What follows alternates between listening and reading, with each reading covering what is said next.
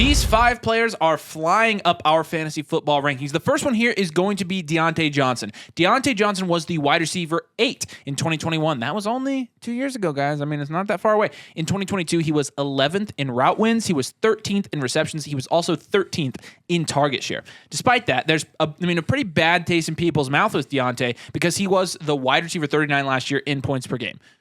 But there's a lot of factors here, and that is like woof. There's a lot of factors here that people aren't considering because there are some serious outlier statistics with Deontay Johnson last year.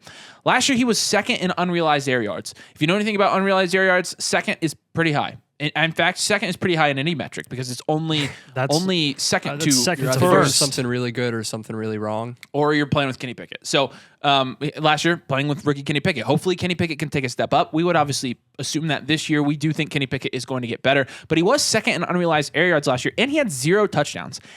On 10th, he was 10th in the league in red zone targets. He had 18 red zone targets. So 0 touchdowns shouldn't happen again. Probably not going to happen. We're probably going to project he's going to get more like 6, 7, 8 touchdowns this year. He's going to continue to draw targets at a very, very high rate. Last year, he not only had Mitch Trubisky and Kenny Pickett throwing him the ball, but Pickett was going into his and Pickett was a rookie last year. So going into his second year, Pickett should give him some QB play or some better QB play. Here's the biggest, most telling statistic of all, right? They call this the statistic. Kenny Pickett and red zone completion percentage was 40.4%. Only 40% of his passes. How in the does red that zone affect Deontay Johnson, though? Yeah, so that means more than half of those red zone targets didn't even count. Yeah. So look, not every pick should be about ceiling. Again, not every pick should be about ceiling. Deontay is a really good option for a low-end wide receiver 2 / high-end wide receiver 3, and he does have a fairly high floor because of the targets. Think Michael Pittman type of receiver. It's a very similar situation, but in reality, Kenny Pickett probably going to be a better passer than Anthony Richardson this year if we had to guess, so it could be even better than Michael Pittman. Again, you're getting Deontay Johnson at a really good price in fantasy right now, and we predict that last year was an outlier. He's going to come back this year and kind of split the difference between those 2 years and produce at a fairly good level, especially given his price. All right, Trevor Lawrence. So Trevor Lawrence, our next guy here, last season, 9th in passing yards, 8th in passing touchdowns, 10th in rushing yards, which was a feat that we didn't really expect, and 5th in rushing touchdowns. All did all of that last season. So really that rushing upside or just that little extra rushing bonus is something that we didn't really think that we were going to get out of Trevor Lawrence going into last season, and we did. And now you're going into a season where they've bolstered the wide receiver room, I mean massively, by adding Calvin Ridley. And look, even though we expect an adjustment period for Ridley at the start of the season, he's still an incredibly talented player. I think all 3 of us would admit that, and that should make Trevor Lawrence's job easier as a passer. Really, I mean, after Christian Kirk last season, it was Zay Jones, and then Evan Ingram had to really step up towards the end of the season. So now you got Calvin Ridley, who's a seasoned veteran, and look, even though we have our own questions about his fantasy production this season, he's going to do nothing, absolutely nothing, but help everyone in that offense going into this year. So, look, Lawrence finished as QB 8 on the year and QB 11 in points per game last season. But if you take into account the Jaguars' slow start where they started 4-6 and then really came on towards the end of the season and really found their identity with Doug Peterson, I mean, you're talking about Doug Peterson's first season in the Jags offense, coaching that entire team when they had just come off of a season being coached by Urban Meyer. Like a joke of an NFL coach. Like he should not have been an NFL coach. And that really, I mean, you can make an argument that really set back Lawrence's development and that he was almost like a rookie QB, at least in the first half of the season last year. And then you see what he does in the playoffs with that 28-point comeback and beating Justin Herbert and the Los Angeles Chargers. Like the arrow is definitely pointing up for Trevor Lawrence going into this season. And he's got that eye emoji. Right, from an from an NFL and a fantasy football perspective. We would expect Lawrence, look, if you, like I already said, week 6 on, he did way better. Going into year 3, I mean, you can't expect him to fall. You really can't. And at his price, like you've got to be loving his price when he's going very close to guys like Dak Prescott, Tua Tagovailoa, Anthony Richardson, guys with rushing upside. Like you've got to be trusting Trevor Lawrence over those guys and got to be willing to take your shot. I mean, he could easily finish as a top 6 at least. I would bet maybe even a top 4 quarterback this season. So. Yeah, no, I'm with you. Behind him, we have Joe Mixon, and Joe Mixon is maybe left a disgusting taste in some people's mouth after just a mid and overall average year last year. But if you Google the definition of consistency, it's going to have a picture of Joe Mixon. Don't try that. Trust me. He's been RB 13 or higher in 4 out of the last 5 years in fantasy scoring, right? So he's been extremely consistent. You don't need to Google that definition. What is this? That's not Joe Mixon. He had a career high in catches last year. He had 60 catches, which was 5th in the league among running backs. And not to mention, he's on one of the best offenses in the league. In that offense, in Cincinnati, Joe Mixon was 6th in red zone touches last year. And why are we expecting that to change? They bring in Chase Brown. No, Chase Brown's not going to change his outcome on that. Samaje Perine has left that offense, and Samaje Perine, I'm willing to bet, had a much bigger impact than Chase Brown will ever have.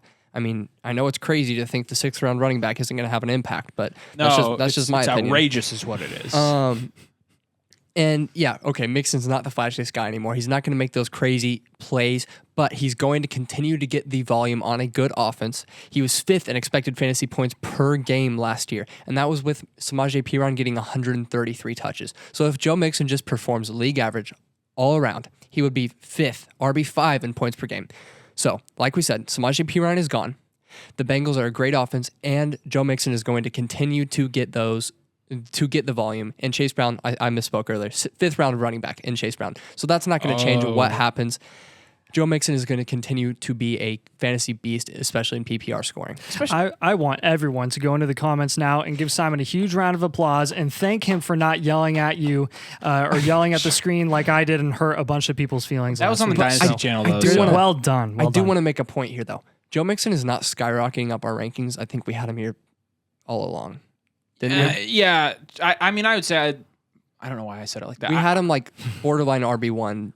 RB 13, 14. There was some affirmation when he officially kind of got released from his illegal troubles from a suspension standpoint. Yeah. So he should be skyrocketing up your rankings, I guess, is what we should call that. But we've been calling this for a while because we're awesome. All right. And not to mention, Joe Mixon's price is fantastic. Let me check what I had him at. What we had him at last time. Googling the definition of consistency. I'm Googling because his picture does not come up. You lied about very that. Good. Very good. Fault. All right. Dalton Schultz is going to be the next guy on this list. Look, Dalton Schultz was the tight end 3 in fantasy points just 2 seasons ago. I love it. 2 seasons ago, Jonathan Taylor was the RB1, Dalton Schultz was the tight end 3, and Chris McCaffrey wasn't even playing, and we act like it was 17 years ago. Go. We had Joe Mixon at RB12 in our last rankings video. Oh, there you go. Look, last season, he was 10th in total fantasy points and 11th in points per game. But if you look closer, in the game he got hurt and then the 2 games he played a decoy after coming back from the injury early, last season, he was 10th in total fantasy points and 11th in points per game. But if you look closer, in the game that he got hurt and then in the 2 games that he played decoy after coming back from injury early, he scored 1.8 fantasy points combined in those 3 games. So that severely brought down his numbers last year from points per game. O.J. Howard level production. Well, I mean, that's technically true, but that's not the point. But anyways, if you look at Dallas's bye week when he got healthy, from weeks 7 through 18, Dalton Schultz was actually the tight end 6 in points per game last year. Pretty good. Now, I hear what you're saying. Who cares? He's not in Dallas anymore. That's where his good fit was. That's where he was producing. Yeah, I know. I get it. In Dallas in 2021, Dalton Schultz was 2nd in catchable target rate, and he was also 3rd in target quality. So people think, okay, it was easy for him to play in Dallas, and that's the year they think of. But people do not think of last year. Last year, he was 34th in catchable target rate and 32nd in target quality. Dak was not a huge benefit to Dalton Schultz last year. He really wasn't. Dak wasn't really a huge benefit to anybody.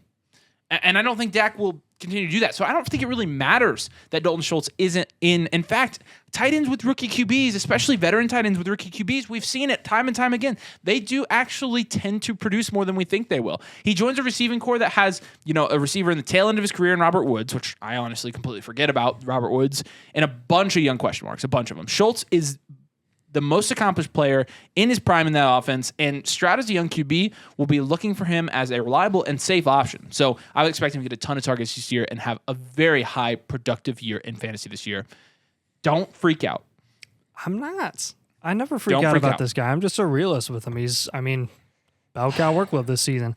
Look, some would say that there's nothing fun about taking James Conner. I mean, I personally think it's fun taking James Conner and, potentially winning my league because of drafting him consistently when he's going at RB26 in best ball right now, a running back 3 as a bell cow running back where Kyler Murray is injured and he was running back 9 on a points per game basis last season. So, look, terrible offensive line, potential worst team in the league.